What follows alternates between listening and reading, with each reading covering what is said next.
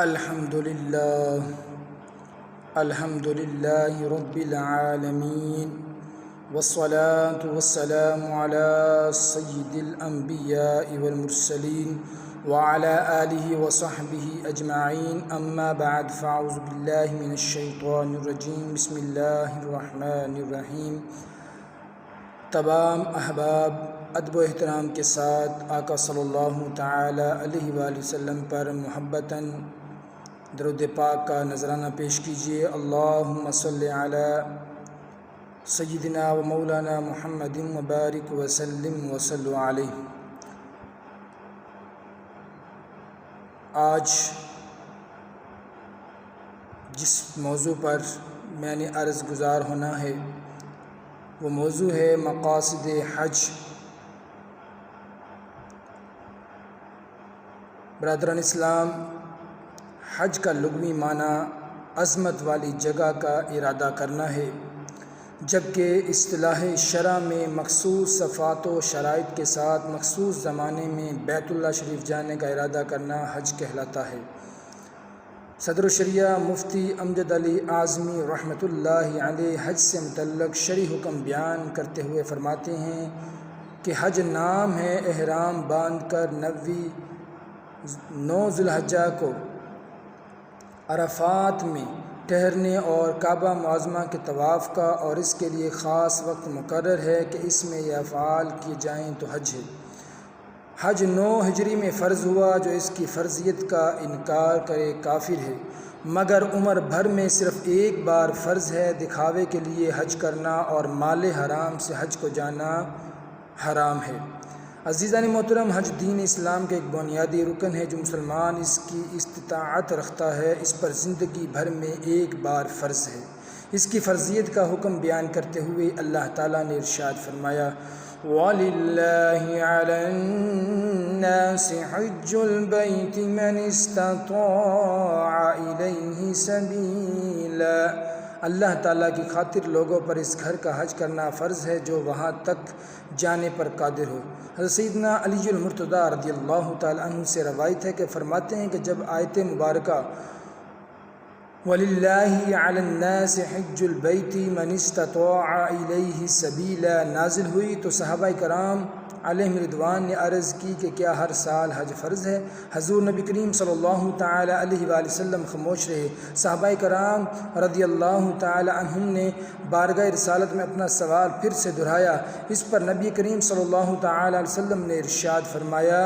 نہیں، لیکن اگر میں ہاں کہہ دیتا تو واقع ہر سال کے لیے فرض ہو جاتا۔ حضرات گرامی قدر، حج ایک ایسا مبارک فریضہ ہے جس کی ادائیگی کی بدولت انسان گناہوں سے پاک صاف ہو جاتا ہے، غربت، افلاس اور محتاجی سے نجات ملتی ہے، بخشش، مغفرت اور شفاعت کے پروانے عطا ہوتے ہیں۔ بار بار حج و عمرہ کی سعادت حاصل کرتے رہنے کا حکم دیتے ہوئے رسول کریم صلی اللہ تعالی علیہ وآلہ وسلم نے ارشاد فرمایا، حج و عمرہ کرتے رہا کرو کہ یہ محتاجی اور گناہوں کو ایسے دور کر دیتے ہیں جیسے بھٹی لوہے، سونے اور چاندی کے میل کو دور کر دیتی ہے۔ حج کی شہادت سے بہرہ ور ہونے والے حاجی کو بروز قیامت اپنے عزیز و اقارب کی شفاعت کا اختیار عطا کیا جائے گا۔ اس بارے میں رحمت عالمیان صلی اللہ تعالی علیہ وآلہ وسلم نے فرمایا، حاجی اپنے گھر والوں میں سے 400 کی شفاعت کرے گا اور وہ گناہوں سے ایسا پاک ہو جاتا ہے گویا آج اپنی ماں سے پیدا ہوا ہو۔ حج وہ عظیم فریضہ ہے کہ اگر اس کی ادائیگی کے دوران انسان کی موت واقع ہو جائے تو قیامت اس کے لیے اجر و ثواب کا سلسلہ جاری رہتا ہے۔ حضرت سیدنا ابو ہریرہ رضی اللہ تعالیٰ عنہ سے روایت ہے، رسول اللہ صلی اللہ تعالی علیہ وآلہ وسلم نے ارشاد فرمایا، جو حج کے ارادے سے نکلا اور راستے میں مر گیا تو قیامت تک اس کے لیے حج کا ثواب لکھا جاتا رہے گا۔ ایک اور مقام پر تاجدار ختم نبوت صلی اللہ تعالی علیہ وسلم نے فرمایا، حاجی کی مغفرت ہو جاتی ہے اور جس کے لیے حاجی استغفار کرے اس کی بھی مغفرت کر دی جاتی ہے۔ لہٰذا ہر مسلمان کو چاہیے اس مقدس فریضہ کی ادائیگی کے لیے بے قرار رہیں اور ہمہ وقت اس کی کوشش میں لگا رہے کہ کس طرح حج کی سعادت حاصل ہو جائے۔ اگر ہمارا جذبہ و لگن صادق ہے تو بارگاہ الہی سے امید واثق ہے کہ انشاءاللہ ایک نہ ایک دن ہم بھی اس در کی چوکھٹ کو ضرور چومیں گے۔ حج اور زیارت رسول رسول پاک صلی اللہ تعالی وسلم کی سعادت سے اپنا مقدر چمکائیں گے۔ حضرات ذی وقار، حج عالم اسلام کا عظیم پروقار اور روح پرور اجتماع ہے۔ یہ دین اسلام کا 5واں رکن اور قرب الہی کا بہترین ذریعہ ہے۔ اگر آج ہم فلسفہ حج اور اس کے لیے پس پردہ مقاصد پر غور و فکر سے کام لیں تو یہ بات خوب سمجھ میں آ جائے گی کہ حج صرف طواف، سعی، وقوف عرفہ اور رمی وغیرہ کا نام نہیں، بلکہ اس میں قدم قدم پر اللہ رسول کی نافرمانی اور گناہوں سے بچ کر اعمال صالحہ، احکام الہی کو تسلیم، صبر و استقامت کا مظاہرہ اور کمزور مساکین کا خیال رکھنے کا درس بھی ہے۔ میرے محترم بھائیو، فریضہ حج ہر صاحب حیثیت مسلمان پر زندگی بھر میں صرف ایک بار فرض کیا گیا ہے۔ یقیناً حکمت الہی کے علاوہ اس کے کچھ خاص مقاصد بھی ہیں جن کی تکمیل اور رعایت بحیثیت مسلمان ہم سب پر لازم ہے۔ فریضہ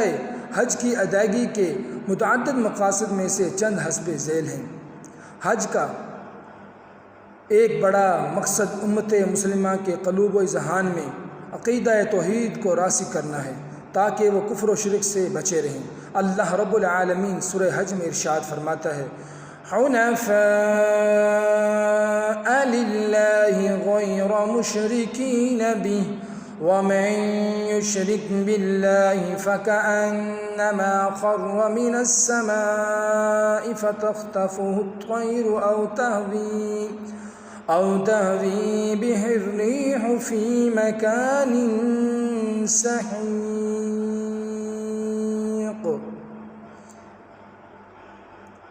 ایک اللہ کے ہو کر اس کا شریک کسی کو نہ کرو، اور جو اللہ کا شریک کرے وہ گویا آسمان سے گرا کہ پرندے اسے اچک لے جاتے ہیں یا ہوا اسے کسی دور جگہ پھینکتی ہے۔ مراد یہ ہے کہ شرک کرنے والا اپنی جان کو بدترین ہلاکت میں ڈالتا ہے۔ ایک اور مقام پر ارشاد باری تعالیٰ ہے،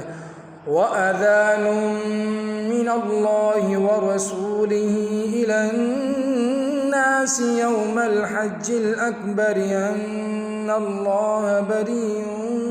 مِّنَ الْمُشْرِكِينَ وَرَسُولُهُ، اور منادی پکار دیتا ہے اللہ اور اس کے رسول کی طرف سے سب لوگوں میں بڑے حج کے دن کہ اللہ اور اس کا رسول مشرکوں سے بیزار ہے۔ طواف، سعی، رمی، جمعرات اور وقوف عرفہ، مزدلفہ، منی وغیرہ میں حجاج کرام قدم قدم پر اعلان توحید کی صدائیں بلند کرتے ہوئے بارگاہ خداوندی میں عرض کرتے ہیں، لبیک اللہم لبیک، لبیک لا شریک لک لبیک، ان الحمد والنعمت لک والملک لا شریک لک۔ میں حاضر ہوں، اے اللہ میں حاضر ہوں، تیرا کوئی شریک نہیں، میں حاضر ہوں، یقیناً تمام تعریفیں، نعمتیں اور بادشاہی تیرے ہی لیے ہے، تیرا کوئی شریک نہیں۔ مقاصد حج میں سے ایک اہم مقصد مسلمانوں میں باہم اتحاد کو فروغ بھی ہے تاکہ دنیا کے مختلف خطوں میں بسنے والے مسلمان رنگ و نسل اور عربی عجمی کا فرق مٹا کر ملت واحدہ بن جائیں۔ اس مقام بیت اللہ شریف پر جمع ہو کر ایک دوسرے کے حالات، واقعات اور دکھ درد سے آگاہی حاصل کریں اور ساری دنیا کو ایک خاموش پیغام مل جائے کہ مسلمان چاہے مشرق میں ہو یا مغرب میں ہو، شمال میں ہو یا جنوب میں ہو، یہ علاقائی سرحدیں ان کے لیے کوئی معنی نہیں رکھتی، وہ ایک دوسرے کے بھائی ہیں اور ان کی تکلیف کو اپنی تکلیف سمجھ کر محسوس کرتے ہیں۔ ارشاد باری تعالیٰ ہے، انما المؤمنون اخوہ، مسلمان آپس میں بھائی ہے کہ آپس میں دینی رابطہ اور اسلامی محبت کے ساتھ مربوط جڑے ہوئے ہیں۔ یہ رشتہ تمام دنیاوی رشتوں سے مضبوط تر ہے۔ حضرات محترم، حج کے عظیم مقاصد و مطالب میں ایک اہم مقصد تقویٰ پرہیزگاری کا حصول بھی ہے۔ ہم نے سفر حج کے لیے اکانومی کلاس کا ٹکٹ لیا یا بزنس کلاس کا کسی عام سے ہوٹل میں ٹھہرے یا کسی 7 اسٹار ہوٹل میں، قربانی کا جانور سستا لیا یا مہنگا، اللہ تعالیٰ کے ہاں ان تکالیف کی کوئی اہمیت نہیں۔ اس کی بارگاہ میں صرف ہمارا تقویٰ، پرہیزگاری، اخلاص دیکھا جاتا ہے۔ ارشاد باری تعالیٰ ہے، لن ینال اللہ لحومها ولا دماؤها ولكن ينالہ التقوی منکم۔ اللہ کو ہرگز نہ ان کے گوشت پہنچتے ہیں اور نہ ان کے خون، ہاں اس تک تمہاری پرہیزگاری بار یاب ہوتی ہے، یعنی قربانی کرنے والے صرف نیت کے خلاص اور شرط و تقوی کی رعایت سے اللہ تعالیٰ کو راضی کر سکتے ہیں۔ حج کا ایک اہم مقصد حکم شریعت کی تعمیل بھی ہے۔ تلبیہ، طواف، سعی، رمی، وقوف عرفہ، مزدلفہ، منی میں مخصوص اوقات کا لحاظ اور احرام کی بندی کے ذریعے انسان حکم شریعت کے سامنے اپنا سر تسلیم خم کرتا ہے اور قولی فعلی طور پر اس بات کا اعتراف کرتا ہے کہ وہ اللہ تعالیٰ کا عاجز بندہ ہے اور حکم شریعت کے سامنے اس کی کوئی حیثیت نہیں ہے، چاہے وہ کتنے ہی بڑے مقام و مرتبہ یا منصب پر فائز ہو۔ حکم شریعت کی بندی کی ایک بہترین مثال امیر المؤمنین سیدنا عمر فاروق رضی اللہ تعالیٰ عنہ کا وہ فرمان ہے جو آپ رضی اللہ تعالیٰ عنہ حجر اسود کو بوسہ دیتے ہوئے ارشاد فرمایا، میں جانتا ہوں کہ تو ایک پتھر ہے جو نہ نفع دے سکتا ہے اور نہ ہی نقصان۔ اگر میں نے رسول اللہ صلی اللہ علیہ وسلم کو تجھے بوسہ دیتے ہوئے نہ دیکھا ہوتا تو میں تجھے نہ چومتا۔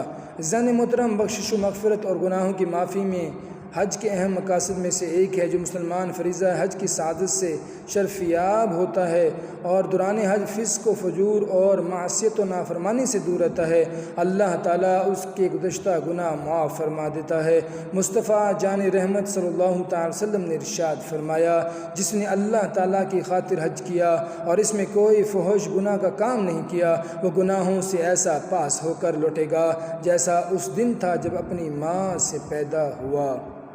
حج کے مقاصد میں سے ایک اہم مقصد دنیا سے رنگ و نسل اور امیر و غریب کا فرق مٹا کر باہم مساوات قائم کرنا بھی ہے۔ حج کے موقع پر لاکھوں مسلمان، چاہے وہ عربی ہو یا اجمی، حاکم ہو یا محکوم، پیر ہو یا مرید، استاد ہو یا شاگرد، عالم ہو یا غیر عالم، سب اپنے مقام و منصب کو پیچھے چھوڑ کر ایک لباس، ایک حالت اور ایک مقام پر ایک ہی فریضہ انجام دینے میں مصروف رہتے ہیں۔ ہر طرح کی امتیازی حیثیتوں سے بلا تر مساوات کی ایسی مثال بلا شک و شبہ دنیا کے کسی بھی دین و مذہب یا دنیاوی اجتماع میں دیکھنے کو نہیں ملے گی۔ یہ صرف دین اسلام ہی کا خاصہ ہے جو اپنے ماننے والوں کے ذریعے دنیا بھر کو طبقاتی فرق کے خاتمہ کا درس دے رہا ہے۔ عزیزان گرامی، حج مسلمانوں کا وہ عظیم و شان اجتماع ہے جس سے دین حق کی شان و شوکت میں مزید اضافہ ہوتا ہے۔ شب و روز اسلام کے خلاف سازشوں میں مصروف کفار و مشرکین مسلمانوں کی یہ اجتماعات نظم و ضبط، اتحاد و اتفاق دیکھ کر مبہوت اور خائف ہو جاتے ہیں کہ اگر یہ اتحاد و اتفاق یوں ہی برقرار رہا تو دین اسلام کے خلاف ہماری کوئی سازش کامیاب نہیں ہو پائے گی